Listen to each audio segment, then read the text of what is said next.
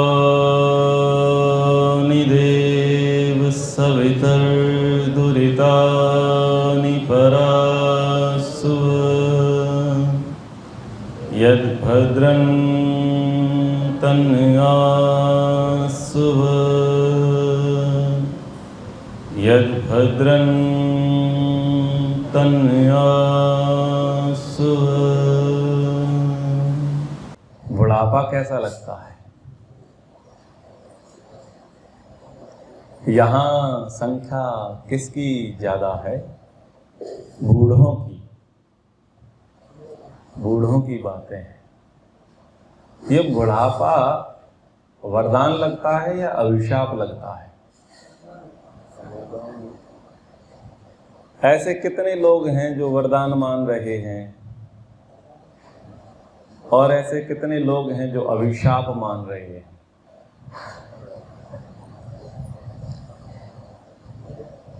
ये बुढ़ापा में आकर के वरदान मिलता है या बुढ़ापे में आकर के अभिशाप होता है?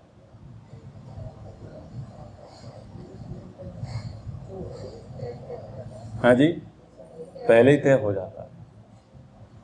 कौन तय करेगा कि बुढ़ापे हमारा वरदान साबित होगा या अभिशाप? हम ही तय करेंगे। वो कब तय करेंगे? यावत् स्वस्थमिदं शरीरमरुजं यावज्जरा दूरतो यावश्चेन्द्रियशक्तिरप्रतिहता यावक्षयो नायुषः आत्मा श्रेयसी तावदेव विदुषा कार्यः प्रयत्नो महान् सन्दीप्ते भवने तु कूपखननम् प्रद्योत्यमः कीदृशः प्रद्योत्यमः कीदृशः। भर्तृहरि जी का श्लोक है, वैराग्य शतक प्रसंग से है। यावत् स्वस्थम इदं शरीरम अरुजम यावत् जरा दूरतौ यावच्चेन्द्रिय शक्तिर प्रतिहता यावक्षयो नायुषः यावत् स्वस्थम इदं शरीरम। जब तक शरीर स्वस्थ है। बुढ़ापा हमारा वरदान साबित होगा या अभिशाप, ये कब पता चलेगा? यावत् स्वस्थ इदं शरीरम अरुजम। आपकी स्वस्थता पर निर्भर है, आपकी जवानी पर निर्भर है कि आपका बुढ़ापा कैसा होगा। जवानी के क्रियाकलाप, विचार, व्यवहार ये निर्णय करेंगे।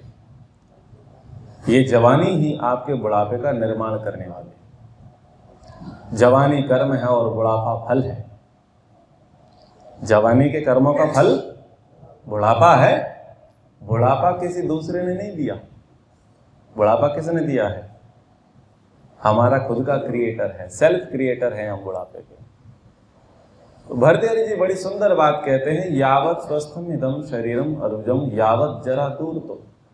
जब तक बुढ़ापा दूर है और जब तक शरीर स्वस्थ है। ये बुढ़ापा कब दूर है? जवानी। कब की बात कही जा रही है? जवानी की। तो कहा जा रहा है कि हे मनुष्यों, जब तक तुम जवान हो और बुढ़ापा तुम्हारा दूर है, शरीर तुम्हारा स्वस्थ है और इंद्रियों में सामर्थ्य विद्यमान है, यावच्चेन्द्रिय शक्तिः प्रतिहता यावक्षयो न आयुष्य। पर्याप्त यौवन बचा है, पर्याप्त आयुष्य बचा है, शरीर दृढ़ांग है, शरीर में किसी भी प्रकार की विकलांगता नहीं है, कमजोरी नहीं है, अपंगता नहीं है। आंखों से ठीक से देख रहे हैं, कानों से ठीक से सुन रहे हैं, जिह्वा से ठीक से बोल रहे हैं, खा रहे हैं, ठीक से चल रहे हैं, सारे व्यवहार आपके सब कुछ ठीक ठीक चल रहा है, तब तक ही महान पुरुषार्थ का प्रयास करें। संदीप्ते भवने तो कूप खननम प्रद्युद्दमा की दृशा। जैसे कोई व्यक्ति भयंकर प्यास से पीड़ित हो जाए और फिर वो सोचे अब कुआं खोदूं, तो प्यास लगने पर कुआं खोदने वाले को बुद्धिमान नहीं। जो जवानी में बुढ़ापे की तैयारी कर ले वो बुद्धिमान है। जो बुढ़ापे में सोचे वो बुद्धिमान नहीं, वो मूर्ख है। तो बुढ़ापे पर विचार आपके सामने लेकर के आया हूं क्योंकि मेरे सामने वृद्धों की संख्या अधिक है। एक है ज्ञान वृद्ध और दूसरा है वयोवृद्ध। वयोवृद्ध अवस्था से जो वृद्ध हो गया है, आयु में जो वृद्ध हो गया है वह है वयोवृद्ध। और ज्ञान वृद्ध जो ज्ञान में बड़ा है, अनुभवों में बड़ा है, बुद्धि में, कौशल में, चतुरता में जो बड़ा है वो ज्ञान वृद्ध। तो बुढ़ापे पर विचार करें। बुढ़ापा हमारा वरदान बने, अभिशाप ना बने। क्या करें? 4 चीजों पर फोकस करना है। कितनी चीजों पर? बोले विकार, विचार, विराग, विकास।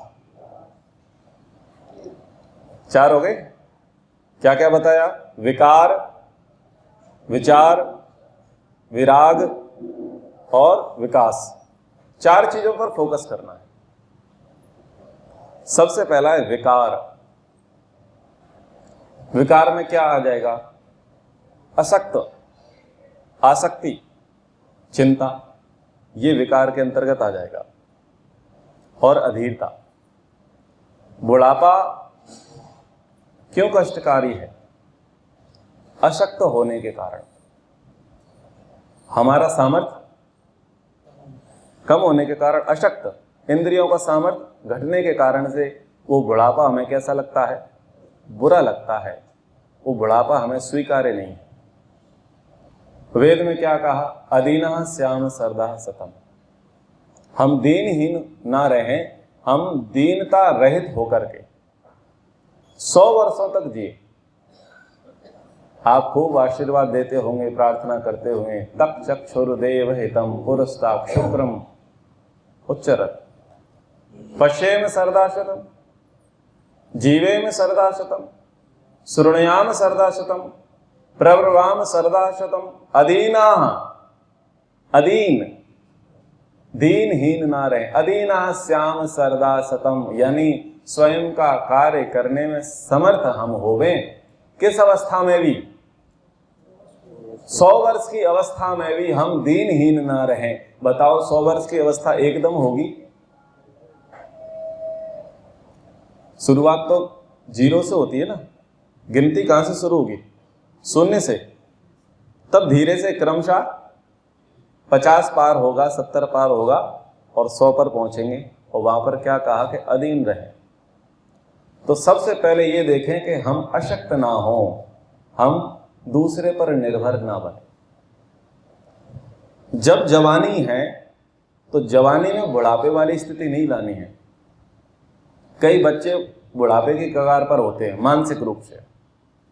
माताजी ने चाय दे दी, कॉफी दे दी, लस्सी दे दी, दूध दे दिया, बच्चे की आयु 20-30 वर्ष है, पी लिया और वहीं रख दिया। अब वो उठा करके यथार्थ स्थान पर रखना उचित नहीं समझता, या ये कहें कि उसे कष्ट अनुभव होता है। आश्रित है कि अब मुझे कोई भोजन दे दे। लोग आश्रित हो जाते हैं कि हमें कोई उठाए बिस्तर से और उठते से ही हमें कोई चाय, कॉफी, पानी दे। ये बुढ़ापे की निशानी है। और अगर जवान लोगों में ऐसा है तो सोच लो सोच लो, अगर जवानी में चाहे वो लड़का हो या लड़की हो, बेटा हो या बहू हो, यदि उनके अंदर ये भाव है कि हमको कोई उठाने वाला हो, और वो उठते से ही हमें चाय कॉफी पानी दे, छाछ दूध मलाई दे, जो कुछ भी सुबह का, बोले तब आप हमें दे दोगे तो हमारे कुछ हाथ पैर चलना शुरू हो जाएंगे। ये दीनता है या अधीनता है? ये दीनता ठीक नहीं। स्वयं का कार्य करने में समर्थ होने चाहिए, हमें किसी सहारे की आवश्यकता ना हो। आत्मनिर्भर इसी को कहते हैं। आत्मनिर्भर का मतलब ये नहीं कि पैसे कमाना सीख गए। आत्मनिर्भर का अर्थ ये है कि हम अपना कार्य स्वयं करने में समर्थ हों। आप अभ्यास कराया करें, भले ही आप घर में बच्चों के बर्तन मांजने के लिए हैं, लेकिन आप कभी कभी बच्चों को बोला करें, बेटा तुमने खा लिया ना, खुद मांज दो, कपड़े खुद धो लो, कपड़ों की खुद प्रेस कर दो, आपके लिए बिस्तर लगा दिए थे, अब बिस्तर खुद उठाओ। क्योंकि वो किस पर निर्भर है? माता पिता पर। अब माता पिता ना हो तो तब स्थिति क्या होगी? मान लो कहीं बाहर चले जाएं, तब क्या घर साज सज्जा युक्त रहेगा? साफ सफाई बनी रहेगी? तो भाव कौन से आ गए? अशक्त रहने के। अशक्तता बुढ़ापे के लिए अभिशाप है। व्यक्ति के अंदर कर्मठता होना चाहिए, जीवटता होनी चाहिए कि मैं अपना काम स्वयं कर लूंगा। यह बचपन से संस्कार होने चाहिए कि मैं स्वयं कर लूंगा। अशक्तता बुरी है। दूसरी बुढ़ापे के लिए क्या चीज बुरी है? आसक्ति। बुढ़ापा दीमक की तरह भयंकर रोगी हमें बना देता है जब हम आसक्ति रखते हैं। पुत्र पर आसक्ति, पुत्री पर आसक्ति, बेटे पर, बहू पर, पति पर, पत्नी पर, घर पर, दुकान पर, मकान पर, इन पर क्या है? आसक्ति। और आसक्ति क्या करती है? आसक्ति छोड़ने नहीं देती। आसक्ति छोड़ने नहीं देती। धृतराष्ट्र के 100 पुत्रों का शांति पाठ हो गया। कितने पुत्रों का? पूरा राज्य पाठ चला गया।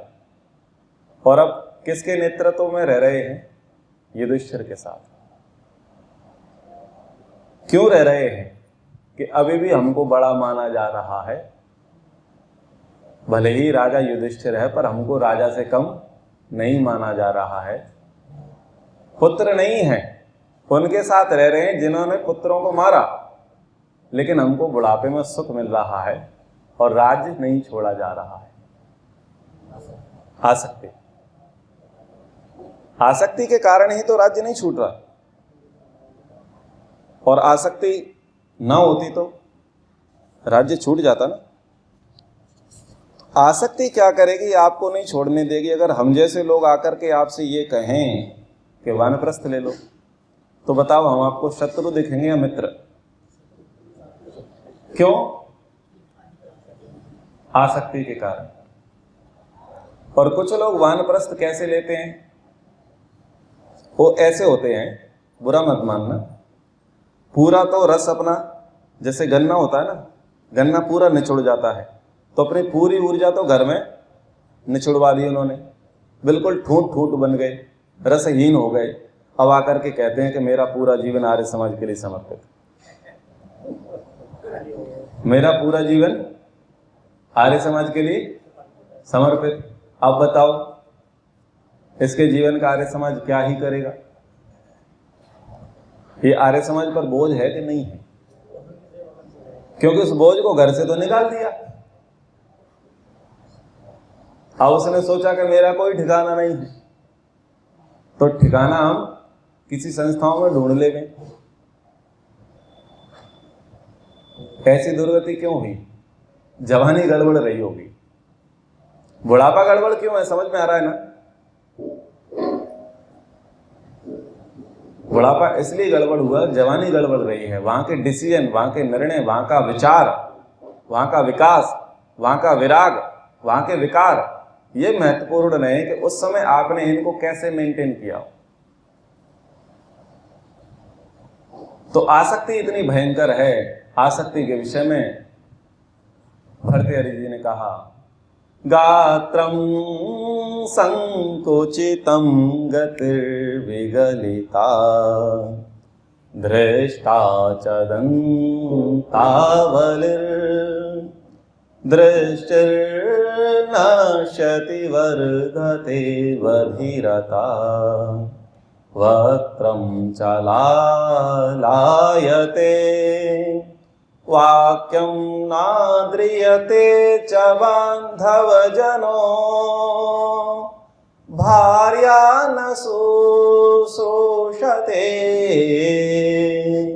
हा कष्टं पुरुषस्य जीर्णवयसः पुत्रोऽपि मे त्रायते पुत्रोऽपि मे त्रायते। गात्रम संकुचितम गतिर्विगलिता। गात्र कहते हैं इंद्रियों को। अंग प्रत्यंग हमारे कैसे हो गए? संकुचित, ढीले पड़ गए, कांपने लग गए हैं, झुर्रियां आ गई हैं। गात्रम संकुचितम गतिर्विगलिता, गति अब बिगड़ गई है, चाल बिगड़ गई है। चाल को सुधारने के लिए किसकी जरूरत पड़ रही है? सहारे की, वैसाखी की, छड़ी की जरूरत पड़ेगी। भ्रष्टा च दंतावलिर, और क्या भ्रष्ट हो गए? दंतावली, 32 दांत थे। कर बंदगी और भजन धीरे धीरे, मिलेगी प्रभु की शरण धीरे धीरे। अरे बचपन भी बीता, जवानी भी बीती, और बुढ़ापे का हो रहा असर धीरे धीरे। कर बंदगी और भजन धीरे धीरे। गिरे दांत तेरे, हुए केस उजले। बुढ़ापे का हो रहा असर धीरे धीरे, और कर बंदगी और भजन धीरे धीरे। भ्रष्टाचार दंतावले, दांत भी साफ हैं, लेकिन खाने की आस है तो आर्टिफिशियल लगा रखे हैं। भाई मैं किसी व्यक्ति विशेष को बोल करके नहीं बोल रहा, मैं वृद्धावस्था पर चर्चा कर रहा हूं, नहीं तुम फिर मुझे पकड़ लो, गड़बड़ मत करना। मेरी किसी से दुश्मनी नहीं है और मेरा किसी से द्वेष नहीं है, और ऐसा भी नहीं है कि मैं बूढ़ा नहीं होऊंगा, ठीक है। मैं यहाँ अध्यापक हूं, मेरा काम पढ़ाना है, आपको जीवन के पहलुओं से परिचित कराना है। वैसे ये विषय तो आप लोगों का होना चाहिए कि बूढ़ा व्यक्ति बुढ़ापे को रखे, जवानों को आगे। पर जवान को बुढ़ापे वालों के लिए बुढ़ापे का विषय रखना पड़ रहा है।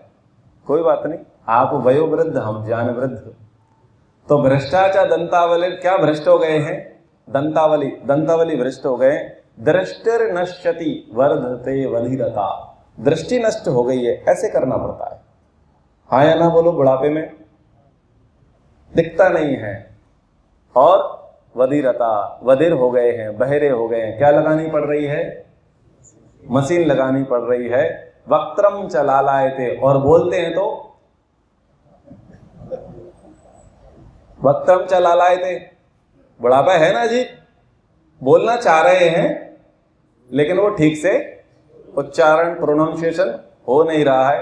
वाक्यते नाद्रियते, हम बोलते हैं और सामने वाले को समझ में नहीं आते, बोले हैं ठीक है चुप रहो। वाक्यम नाद्रियते बांधव जन, सुनाई नहीं देता। और फिर जो बांधव जन है, जो कुटुंबी जन है, क्या करते हैं? इग्नोर मारते हैं। क्या मारते हैं? इग्नोर, सुनना पसंद नहीं करते। क्यों? बड़बड़ाते रह रहे हैं। और भार्या न शुश्रूषते, जीवन संगनी जो है अब वो भी वहां पर सुन नहीं रही है। क्यों? बहुत बड़बड़ा रहे, शांत रहो। हा कष्टम पुरुषस्य जीर्ण वयसा, हा कष्टम, कितना भयंकर कष्ट है। ना दिखाई दे रहा है, ना सुनाई दे रहा है, ना ठीक से चल पा रहे हैं, ना ठीक से बोल पा रहे हैं, ना ठीक से खा पा रहे हैं। और हम अपनी बात किसी को समझाना चाहते हैं पर उसको समझ में नहीं आ रही है। अपना दुखड़ा दूसरे को सुनाना चाहते हैं पर कोई सुनना नहीं चाहता। जिसने साथ फेरे लिए वो भी साथ नहीं चल रही, वो भी साथ नहीं दे रही। हा कष्टम पुरुषस्य जीर्ण वयसः, हे ऐसा भयंकर कष्ट है कि ना तो पुत्र देख रहा है, ना पत्नी देख रही है, ना परिवार के जन देख रहे हैं, फिर भी हम घर नहीं छोड़ेंगे। आसक्ति, फिर भी हम घर नहीं छोड़ेंगे, आसक्ति है। जब इंसान के शरीर में बुढ़ापा और रोग बढ़ता है ना, तब संतान के लायक और नालायक होने का पता चलता है। वर्तमान में संतान कैसी लग रही है? लायक लग रही है।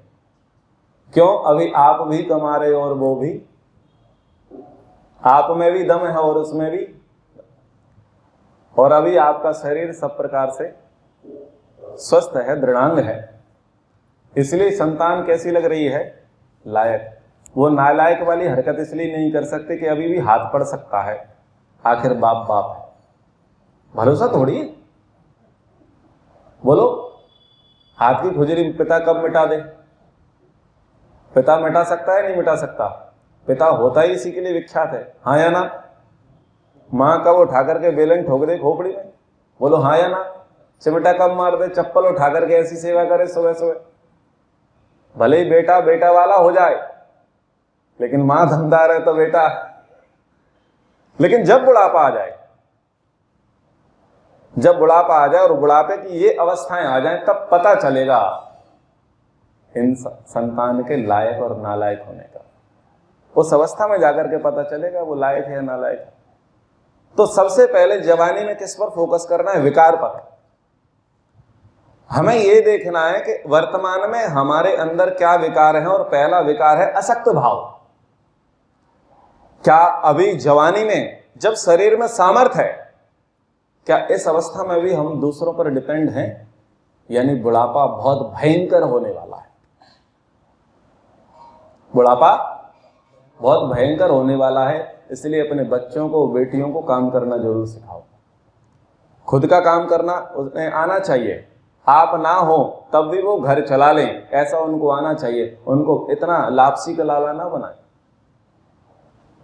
गुरु कुम्हार शिष्य कुंभ, गड़गड़ काटे खोड़, भीतर हाथ पसार दे और बाहर मारे चोट। निर्माण संतान कैसे होगा? केवल पुचकारने से काम नहीं चलेगा। लाड़ना अधिक होगी तो संतान बिगड़ेगी, और ताड़ना अधिक होगी तो संतान बिगड़ जाएगी। इसलिए क्या करें? अशक्त भाव उसका दूर करें। दूसरा आसक्ति। आसक्ति बहुत बुरी है, और आसक्ति का प्रसंग आपको बता ही दिया, धृतराष्ट्र की बात आपको बताई दी। और व्यक्ति बूढ़ा हो जाता है फिर भी घर छोड़ना चाहता नहीं है। और तीसरी क्या है? चिंता। बुढ़ापे के लिए नासूर क्या है? व्यर्थ की चिंता। व्यक्ति बूढ़ा हो गया है, चिंता सबसे ज्यादा उसी को मिले। चिंतन नहीं करना उसने। क्या चिंता है? व्यापार कर रहा है, विवाह कार्यक्रम कर रहा है, कोई उत्सव मना रहा है, पैसे ज्यादा खर्च तो नहीं हो जाएंगे, ये ठीक से कर लेगा या नहीं कर लेगा। खुद की अवस्था 70 प्लस है, और पूरी चिंता किसकी है? बेटे बहू की। इसका मतलब क्या है? जिम्मेदारी नहीं निभाई ना। अगर तुम 70-80 साल के होकर के बेटे बहू की चिंता कर रहे हो, और ये देख रहे हो कि वो क्या कर रहे हैं, क्या नहीं कर रहे हैं, और कैसे हो रहा है, कैसे नहीं हो रहा है, तो इसका मतलब क्या है? तुम्हारी प्रिपरेशन अच्छी नहीं थी। आपने उनका निर्माण ठीक से नहीं किया। पिछली कक्षा में बताया ना, उत्तराधिकारी बनाओ। आपने उत्तराधिकारी नहीं बनाया, उनका ठीक से निर्माण नहीं किया, इसलिए आप चिंता कर रहे हो। जबकि अवस्था कौन सी है? चिंता की है चिंतन की? बोलो, चिंतन की अवस्था है। लेकिन चिंतन की अवस्था में क्या कर रहे हो? चिंता कर रहे हो, तो ये बुढ़ापे के लिए अभिशाप होगी। चिंता का भाव हमें छोड़ देना चाहिए। और चौथी है अधीरता। क्या है? अधीरता। बुढ़ापे में व्यक्ति पका होना चाहिए या उसके अंदर बालकपन होना चाहिए? पका होना चाहिए, मैच्योर होना चाहिए, हाइपर नहीं होना चाहिए। लेकिन सबसे ज्यादा अधीर देखे जाएंगे। बहुत हाइपर होंगे, हाथ पांव बहुत चलेंगे, मुंह बहुत चलेगा, सुनेंगे नहीं, समझेंगे नहीं। एक माता जी उनको पर्याप्त में संकेत करता रहता हूं कि चंचलता बंद करो, शांति से अपने काम करो, पर ना, वो सुनती नहीं है। वो अपना कुछ ना कुछ हाथ चलाएंगे, किसी न किसी को संकेत देंगे, कुछ ना कुछ एक्टिविटी करते रहेंगे। अधीरता का लक्षण है, धैर्य नहीं है। बुढ़ापे में क्या होना चाहिए? धैर्य होना चाहिए। अगर बुढ़ापे में आपके अंदर ठहराव नहीं है, गंभीरता नहीं है, सहनशीलता नहीं है, तो आपका बुढ़ापा आपने बिगाड़ लिया है।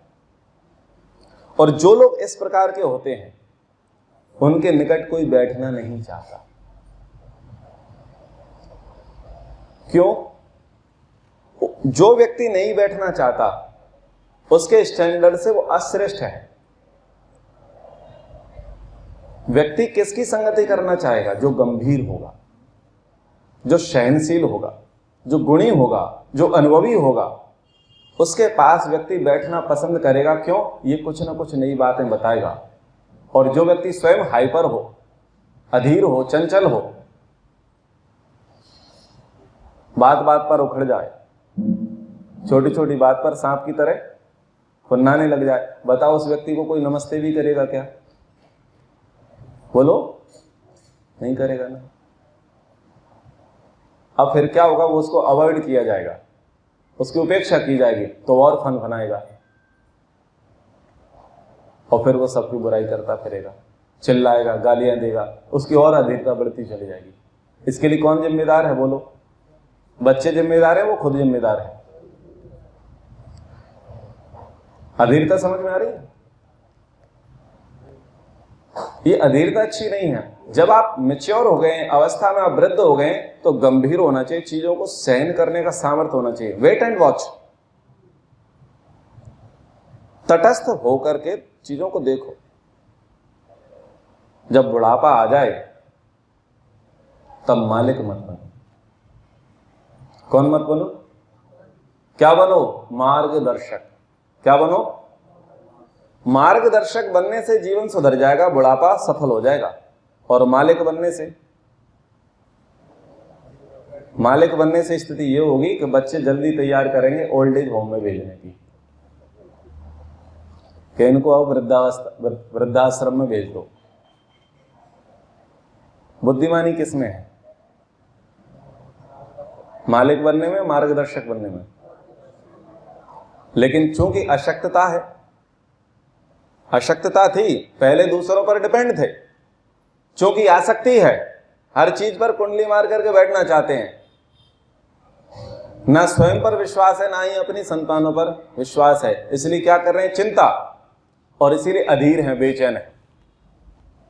और वो अधीर बेचैन व्यक्ति क्या करता रहेगा? स्वयं को सदा मालिक मानता रहेगा, स्वयं को सदा मालिक मानता रहेगा, और उसके कारण से पूरा परिवार परेशान रहेगा। क्या बनना चाहिए था? मार्गदर्शक। जब व्यक्ति मार्गदर्शक बनता है तो उसे गणपति का स्थान दिया जाता है। किसका स्थान दिया जाता है? और बिना गणपति के कोई भी कार्य सिद्ध नहीं होता। गणपति कौन है? सूंड वाला गणपति नहीं, पार्वती पुत्र गणपति नहीं है।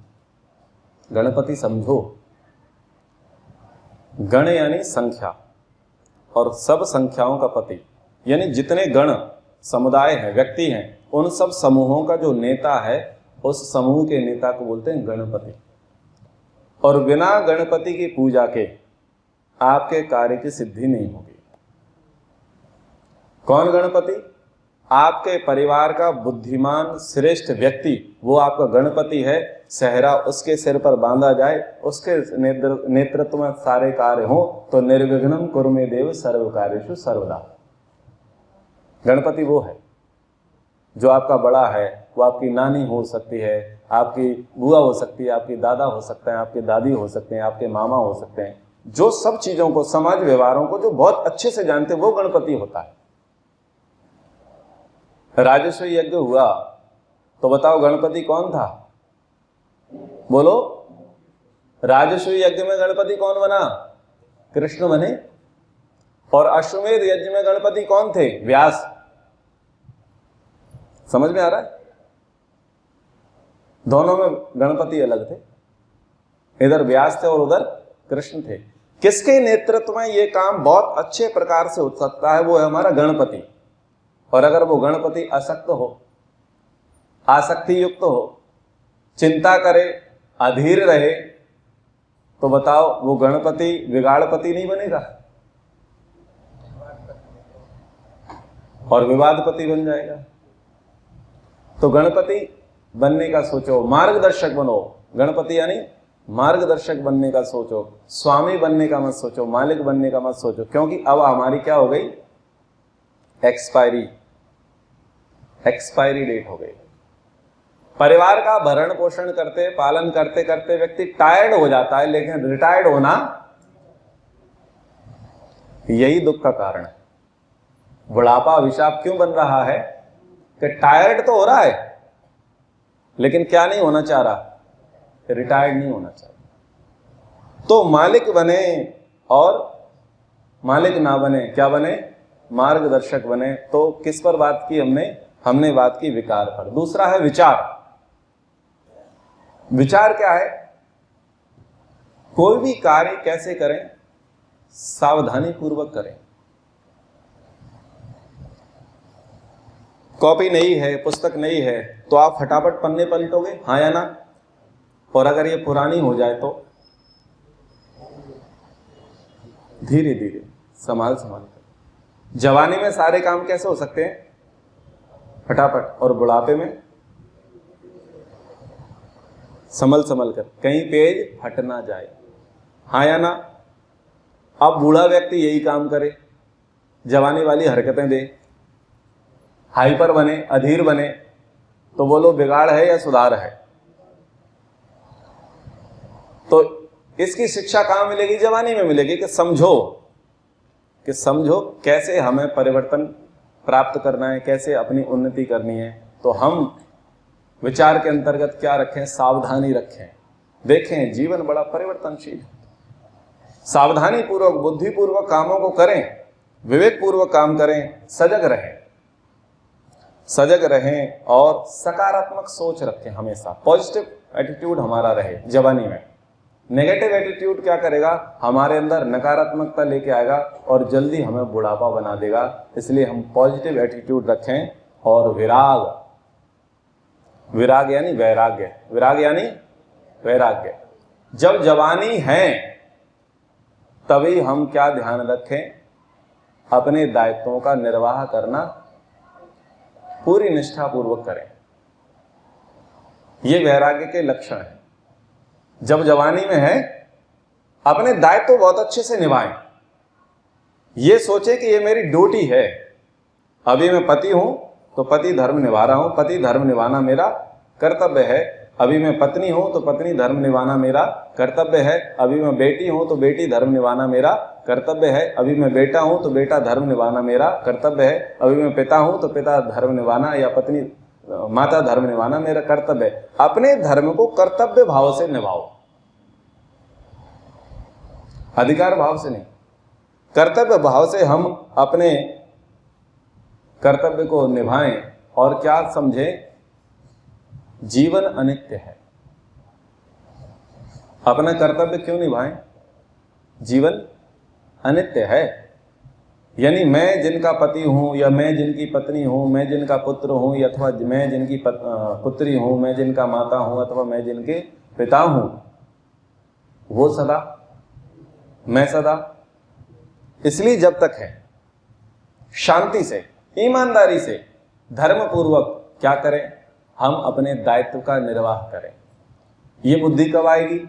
बुढ़ापे में या जवानी में? इस बुद्धि की आवश्यकता जवानी की है कि जवानी में ये बुद्धि रखें कि हम अपने कर्तव्यों का यथावत पालन करें। और सबसे बड़ा दुख का कारण क्या है? कर्तव्य पालन न करना। 15 वर्ष से लेकर के 30 वर्ष की अवस्था बच्चों की ऐसी होती है जिसमें उन्हें आत्मनिर्भर बनाना होता है और अपना ही प्रतिनिधि उनको तैयार कर देना होता है। अगर उस अवस्था में हमने अपना कर्तव्य निर्वाह नहीं किया तो बच्चे 30 के नहीं, बच्चे 50 के भी हो जाए, तब भी तुम्हारे बच्चे मैच्योर नहीं हो पाएंगे। अब तुम्हारे बच्चे मैच्योर ना हुए तो बताओ सुविधा है दुविधा है? दुविधा है। दुविधा का कारण कौन बना? स्वयं बने। क्यों? जो ड्यूरेशन था, टाइम पीरियड था, उस टाइम पीरियड में, उस ड्यूरेशन में हमने क्या नहीं निभाया? अपना कर्तव्य नहीं निभाया। हम ये सोचते रहते हैं कि अभी तो उम्र काफी है, बड़े हैं, सीख जाएंगे, फिर बता देंगे। क्यों भाई? तुमको पता है वो जिंदे रहेंगे? क्या तुमको पता है तुम जिंदा रहोगे? बोलो हाँ। और फिर क्या होता है? अनायास ही प्राण जाने को होते हैं, तो फिर कष्ट होता है प्राण छोड़ने में। कई लोग बुढ़ापे में प्राण छोड़ना नहीं चाहते। क्यों नहीं छोड़ना चाहते? अब उन्होंने क्या करना है भाई? परमवीर चक्र लेना है, पद्मश्री लेना है, पद्म भूषण लेना है, क्या लेना बाकी है? प्राण नहीं छोड़ रहे ना। क्यों नहीं छोड़ रहे? आसक्ति है। आसक्ति के कारण प्राण नहीं छोड़ रहे और रो रहे हैं, आंसू निकल रहे हैं, दुखी हैं। किस बात के लिए? मैंने अपनी कर्तव्य पूरे नहीं किए। मरने से कौन डरेगा? बोलो। वही डरेगा जिसको ये लगता है कि मैंने अपना उत्तराधिकारी नहीं बनाया, जिसको ये लगेगा कि मेरा भी आसक्ति भाव बना रहा, जिसको ये लगेगा कि मैंने अपने कर्तव्य पूरा नहीं किया। मरने से सबसे ज्यादा डर उसी को लगेगा और इससे लोग परेशान होंगे कि मरणासन्न स्थिति है, खटिया में पड़े हैं लेकिन प्राण नहीं निकल रहे हैं और बच्चे दुखी हैं कि भगवान इनकी सुन ले। बोलो हाँ या ना? स्थितियां होती हैं कि नहीं? तो इतनी दुखदाई मृत्यु क्यों हो? कबीरा जब हम पैदा हुए, जग हंसे हम रोए, और ऐसी करनी कर चलो कि हम हंसे और जग रोए। कब रोएगा जग? जब कुछ करके जाओगे, कुछ अच्छा करके जाओगे, कुछ अच्छा प्रतिनिधि समाज को दे करके जाओगे। मृत्यु किसकी सुखद है? मृत्यु उसकी सुखद है जो अपनी जिम्मेदारी पूरी कर लेता है और जिसको अपना आगे का पता है। प्रमोशन डिमोशन समझ में आते हैं? प्रमोशन डिमोशन, जब आप मान लीजिए डीआईजी हैं या थानेदार हैं या किसी भी पद पर हैं, या आप टीचर हैं, इंजीनियर हैं, जो भी हैं, और अब आपका वहां पर प्रमोशन हो, तो आप सुखी होंगे या दुखी होंगे? क्यों? आपको उससे बेहतर पोस्ट मिल रही, बेहतर स्थान मिल रहा है, इसलिए आप क्या है? सुखी हैं। तो उस पद को छोड़ने में, उस जगह को छोड़ने में आपको कोई तकलीफ होगी? और जब डिमोशन होगा तब क्या होगा? आप रोगे, दुखी होगे। क्यों? कि अब वैसा नहीं मिलेगा। मरने पर कौन डर रहा है? जिसका डिमोशन हो रहा है। ध्यान देना, मृत्यु के समय वही डरेगा जिसकी स्थिति डिमोशन वाली, जिसको लगेगा कि पूरा जीवन ऐसे ही निकाल दिया, मैंने कुछ किया ही नहीं, मैंने कुछ किया ही नहीं, और मेरे पीछे मेरे बच्चे भी हाथ पैर उनके मजबूत अभी बने नहीं, वो आत्मनिर्भर बने नहीं, और उसको पता है कि मेरा आगे टिकट 4 पैर वाली, 6 पैर वाली और 12 पैर वाली योनियों में है। जिसको ये लगेगा कि मैंने कुछ अच्छे कर्म तो किए नहीं, शुभ कर्म तो किए नहीं, पुण्य तो कमाया नहीं, धर्मानुष्ठान तो किया नहीं, उसको पता है क्या मिलने वाला है? साक्षात नरक। अब डरेगा कि भगवान अब मरा। बोलो हाँ या ना? ऐसे में व्यक्ति डरेगा या नहीं डरेगा? रोएगा या नहीं रोएगा? दुखी होगा या नहीं होगा? क्योंकि यहां तो दोनों तरफ से गया, इधर कुआ और इधर खाई। ऐसा व्यक्ति प्राण छोड़ते समय डरेगा, और हंसते हंसते हुए प्राणों को उत्सर्ग कौन कर देगा? जो ये मानेगा कि मैंने अपनी जिम्मेदारी बहुत अच्छे से निभाई और मेरा भविष्य उज्जवल है, वही व्यक्ति हंसते हंसते अपने प्राणों को। तो अब सोचना है कि प्राण छोड़ने हैं, तो कैसे छोड़ने हैं? बोलो, हंसते हंसते या रोते रोते? अब ये तो अभी आप कह रहे हो, ठीक है, वो तो यहां से जाने के बाद पता चलेगा। यहां से जाने के बाद पता चलेगा कि आपकी प्रवृत्ति क्या है। एक प्रसंग लोग सुना देते हैं, महाभारत में नहीं है पर महाभारत का जोड़ करके बोल देते हैं, शिक्षा की दृष्टि से बोल देता हूं। दुर्योधन मरणासन्न स्थिति में है, वज्रपात हुआ है, फ्रैक्चर है, उठ नहीं सकता, टूट गया है पूरी तरीके से। उससे कहा कि भैया एक बात बताओ, तुम्हारे गुरु और पांडवों के गुरु में कोई अंतर था क्या? बोले ना जी कोई अंतर नहीं था। क्या कुछ ऐसा था कि उनको अलग पाठ पढ़ाया हो, तुमको अलग पाठ पढ़ाया हो? बोले ना जी ऐसा भी नहीं, जो पाठ पांडवों को पढ़ाया गया वही पाठ मुझे पढ़ाया गया। बोले एक बात बताओ, पांडवों के तो पापा नहीं थे और तुम्हारे ही पापा ने, यानी तुम्हारे ही पिता ने तुम दोनों का लालन पालन किया, ये बताओ परवरिश में कुछ अंतर था क्या? बोले ना जी परवरिश में कोई अंतर नहीं था। बोले सुख सुविधाओं में? बोले कोई अंतर नहीं था। फिर एक बात बताओ, वो पक्ष धार्मिक क्यों है, तुम अधार्मिक क्यों हो? क्या तुम धर्म को नहीं जानते? वाजिब प्रश्न है या नहीं? दुर्योधन बहुत अच्छी बात कहता है, जानामि धर्मम, जानामि धर्मम नाचा में प्रवृत्ति। मैं धर्म को जानता हूं पर मेरी उसमें प्रवृत्ति नहीं है, मेरी उसमें रुचि नहीं है, मैं वो काम कर नहीं रहा। जानामि अधर्मम, और मैं ये भी जानता हूं अधर्म क्या है, नाचा में निवृत्ति, उससे मैं छूट ही नहीं पाता। समझ में आ रहा है?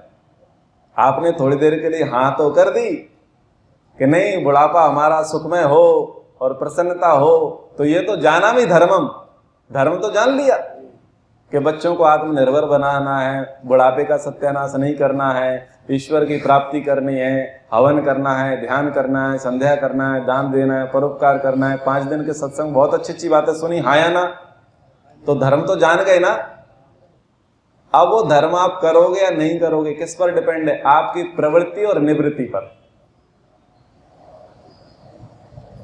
आपकी प्रवृत्ति और निवृत्ति पर निर्भर करता है कि आप धर्म में प्रवृत्त होगे या धर्म से निवृत्त होगे। धर्म में प्रवृत्त कब होगे? जो पिछला गड़बड़ घोटाला था उससे निवृत्त हो जाओ, मुक्त हो जाओ, तो धर्म में प्रवृत्त होगे। और अगर उसी चीज से प्रवृत्त हो, यहां आने से पहले वही कर रहे थे और यहां जाने के बाद वही करोगे, तो धर्म से निवृत्त हो। प्रवृत्ति और निवृत्ति समझ में आ गई ना? तो जानामि धर्मम नाचा में, जानामि अधर्मम नाचा में।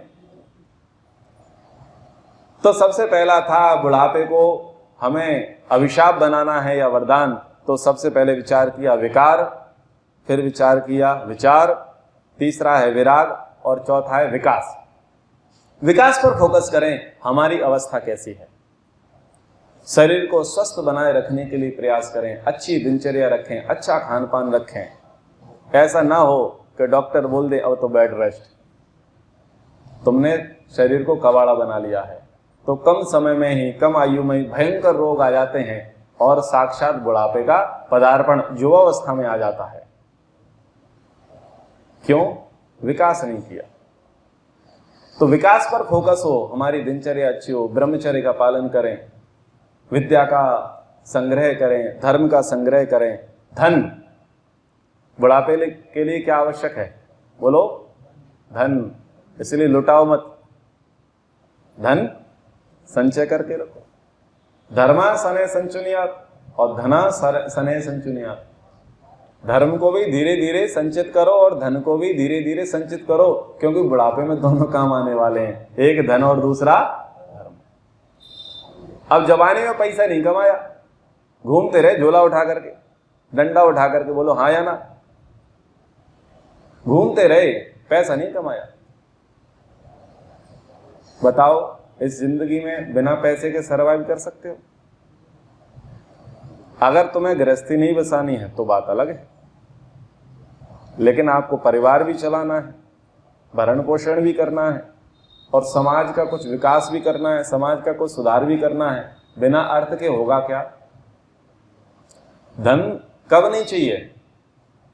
हर समय चाहिए। खाओगे ना? कब तक दूसरों से मांगोगे? बोलो हाँ। ब्रह्मचारी को धन चाहिए, गृहस्थी को धन चाहिए, वानप्रस्थी को चाहिए, सन्यासी को चाहिए। कारण अब सामाजिक व्यवस्थाएं बिगड़ गई हैं। पहले राज व्यवस्था अच्छी थी। ब्रह्मचारी का भरण पोषण की जिम्मेदारी किसकी है बोलो? राजा की, समाज की। वानप्रस्थी के भरण पोषण की जिम्मेदारी राजा की, समाज की। और सन्यासी के भरण पोषण की जिम्मेदारी राजा की, समाज की। बोलो आज राजा या समाज जिम्मेदारी ले रहा है? नहीं ले रहा ना। आप इतने सारे लोग हमारे पास आते और बोलते हो गुरुजी आपका आश्रम बन रहा है, हम कुछ रहना चाहते, तो हम बताते हैं कि भैया लोग फीस मांगते हैं 7-7 हजार। आश्रम को मेंटेन करने में 7-7, 8-8 हजार रुपए महीने का शुल्क लगता है, तब जाकर के आप रह पाओगे, कहीं भी जाओगे। क्यों? उस आश्रम को सरकार नहीं चला रही, लोग चला रहे हैं। और आपको वहां पर सुविधाएं चाहिए, आपको एसी चाहिए, आपको बेड चाहिए, आपको कूलर चाहिए, आपको पंखा चाहिए, चाय वाले को चाय, कॉफी वाले को कॉफी, दवाई वालों को दवाई, किसी को सादा भोजन, किसी को विशेष भोजन, बुढ़ापे का अपना अपना प्रयोजन। तो बताओ वो निःशुल्क हो जाएगा? शुल्क होगा। अब क्या बोलोगे? अरे साहब हमने तो जो है सारा समाज की सेवा करी, हमने तो धन नहीं कमाया। तो बोले महाराज जिस समाज की आपने सेवा की उसी समाज में जाओ ना, यही धर्म है। जिस समाज की, जिस परिवार की, जिस संस्था की आपने सेवा की, उसका धर्म है कि वो आपकी सेवा करे। अब सेवा कहीं और की और अब कहीं और सेवा कराने जाओ। आज इतनी धार्मिकता लोगों के अंदर कहां रही है? बोलो रही है क्या? और फिर हम दोष दें, दूसरों को दोष दें, ये लोग वैसे हैं, ये लोग वैसे, उन्होंने पैसे का धंधा बना रखा। अरे नहीं भाई, व्यवस्थाएं हैं। अपनी गलतियां दूसरों पर क्यों थोपना? जब हमारी प्रिपरेशन अच्छी नहीं है तो दूसरे पर दोषारोपण क्यों करना? इसलिए अगर गृहस्थ में जाते हैं, कुछ विशेष प्रयोजन करना है तो अर्थ की सिद्धि करो और पूरा का पूरा बच्चों को मत दो। अगर बुढ़ापे में सेवा करानी है तो कुछ अपने पास रखो। वो धन क्या कराएगा? आपकी सेवा कराएगा। क्योंकि धार्मिकता अब कहीं दिखती नहीं है। हर अच्छी बात को सब जानते हैं, लेकिन उस अच्छे व्यवहार को करना कोई नहीं चाहता। व्यक्ति ये देखता है कि सेवा करूंगा तो मेवा मिलेगी या नहीं मिलेगी। अगर उससे लगेगा कि भाई मेवा मिलेगी तो वो सेवा करेगा। दृष्टिकोण ये अधिक है। कैसा दृष्टिकोण अधिक है? क्योंकि मनुष्यता खत्म हो चुकी है। दिखता है कि मनुष्यों का समुदाय है, पर है नहीं, पशुओं का समुदाय है भाई, पशुओं का समुदाय है। व्यक्ति अपना हित पहले चाहता है, दूसरा जाए भाड़ में। और ऐसी व्यवस्थाओं तुम अगर धर्म की दुहाई दो तो बोलो काम चलेगा? तो नीति ये कहती कि हम जवानी में ही उतना धन संचय कर ले जो हमारे बुढ़ापे के लिए कारगर हो, नहीं तो फिर पछताओगे, फिर दुखी होगे। अगर बुढ़ापे में भी तुमको अपने खर्चे चलाने के लिए काम करना पड़ा तो बताओ तुमने जवानी में क्या किया? बुढ़ापा कमाने के लिए, आराम करने के लिए? तो आराम कब होता? जब जवानी में काम किया होता। जब जवानी में संचय कर लेते तब बुढ़ापे में आराम करते। अब जवानी में काम नहीं किया, जवानी में संचय नहीं किया, अब बुढ़ापे में फिर रहे हैं। कुछ इधर से मिल जाए, कुछ उधर से मिल जाए। अब तुम प्रार्थना क्या करोगे भाई? अधीना श्याम सरदा सतम भूयश श्रद्धा सतात।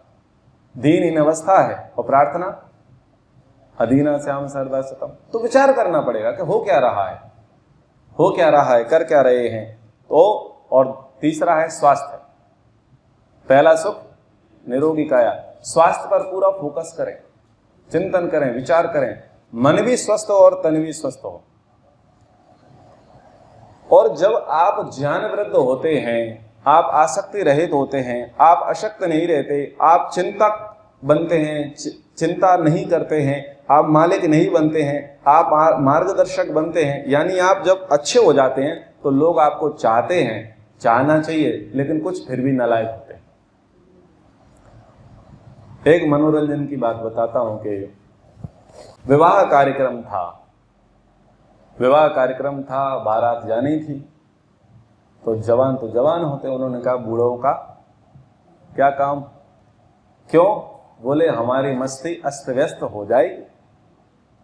जब बारात जाती है तो बारात में जवानों का एक अपना ग्लैमर होता है, एक अपना स्वैग होता है, और वो किससे डरते हैं? किसी ऐसे बूढ़े से डरते हैं जो उनको इंटरफेयर करे, परेशान करे। तो उन्होंने एक एक करके ऐसा प्रोग्राम बनाया कि कोई भी बूढ़ा बारात में नहीं जा सके। सारे बूढ़ों को शांत कर दिया, लेकिन नाना बोले ना ना। दूल्हे के नाना क्या बोला? ना ना, मैं तो जाऊंगा। बोले भाई नाना तो नहीं मान रहे, नाना को ले चलते हैं।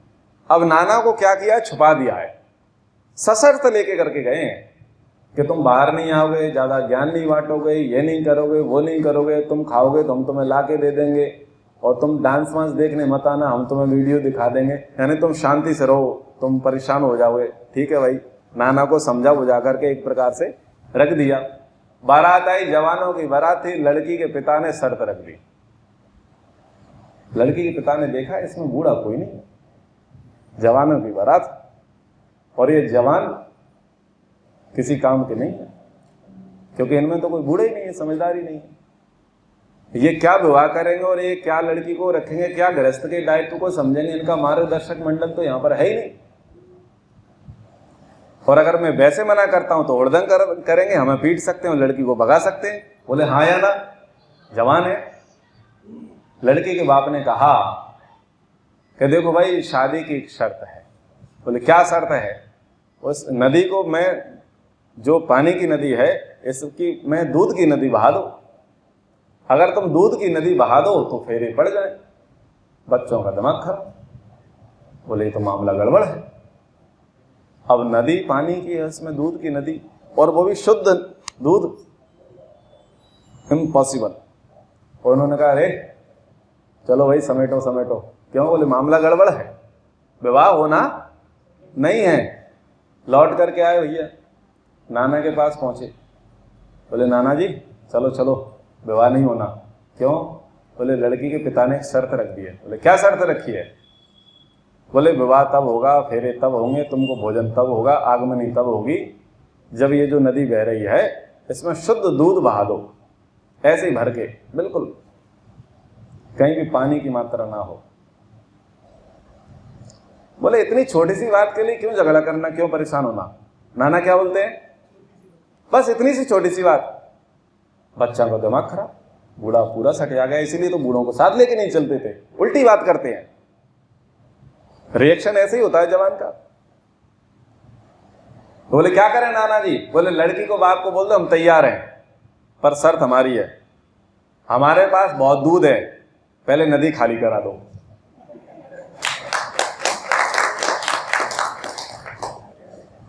नदी का पानी खाली करा दो, फिर हम दूध बहा देंगे। जब एक खबर वहां पहुंची, उन्होंने कहा कोई बूढ़ा आया है। जरूर इन जवानों की बारात में कोई बूढ़ा जरूर होगा, इन मूर्खों के पास इतना तजुर्बा कहां रखा है। तो बुढ़ापा ऐसे सार्थक है, बुढ़ापा हमारा अभिशाप ना बने, बुढ़ापा हमारा वरदान बने। हम मार्गदर्शक बनेंगे तो बुढ़ापा हमारा वरदान हो जाएगा। हम चिंतक बनेंगे, अच्छा चिंतन करेंगे तो हमारा बुढ़ापा वरदान बन जाएगा। हम आशीर्वाद भाव के हों, हम हाइपर भाव के ना हो, हम चिड़चिड़े स्वभाव के ना हो, हम संतोषी स्वभाव के हों, हम क्रोधी ना हो, हम मन्यु स्वभाव के हों। जब हमारे स्वभाव में परिवर्तन आएगा तो बुढ़ापा हमारा वरदान हो जाएगा। हर व्यक्ति चाहेगा, आपका नाती, आपका पोता, आपके और भी जो लोग हैं, जो ग्रैंडसन के अकॉर्डिंग है, उसके लेवल के हैं, वो सब चाहेंगे दादाजी कहाँ हैं, थोड़ा 2 मिनट मिल लेते हैं। क्यों? उनके पास अनुभव है, बुद्धिमत्ता है, जीवन के बहुत बढ़िया विचार हैं। उनके पास जाएंगे तो कुछ ना कुछ नया मिलेगा, हमारा मार्गदर्शन होगा, हमारा जीवन उन्नत हो जाएगा। ऐसे लोग बूढ़ों के पास जाना चाहेंगे और बूढ़ों के पास जाकर के स्वयं को कृत मानेंगे। लेकिन जो इस प्रकार की व्यवस्था रखेंगे, जो आसक्ति रखेंगे, जो अशक्त रहेंगे, जो चिंता करेंगे, जो हाइपर बने रहेंगे, ऐसे बूढ़ों को कोई स्वीकार नहीं करेगा। इसलिए ये चीजें बुढ़ापे में नहीं होंगी। ध्यान रखना, कारण से कार्य होता है। बुढ़ापा क्या है? कार्य है। और उसका कारण क्या है? जवानी में। तो उस प्रकार की तैयारी, उस प्रकार की प्रिपरेशन हमारी कब हो? जवानी में हो। अगर हमारी जवानी से बढ़िया तैयारी है तो बुढ़ापा हमारा सुधर जाएगा। बुढ़ापे पर ये हमने विचार रखे। तो आप सबने बड़े प्रेम पूर्वक सुना। आप सभी का बहुत बहुत धन्यवाद। कक्षा को यहाँ पर विराम करते हैं। इति ओम शम।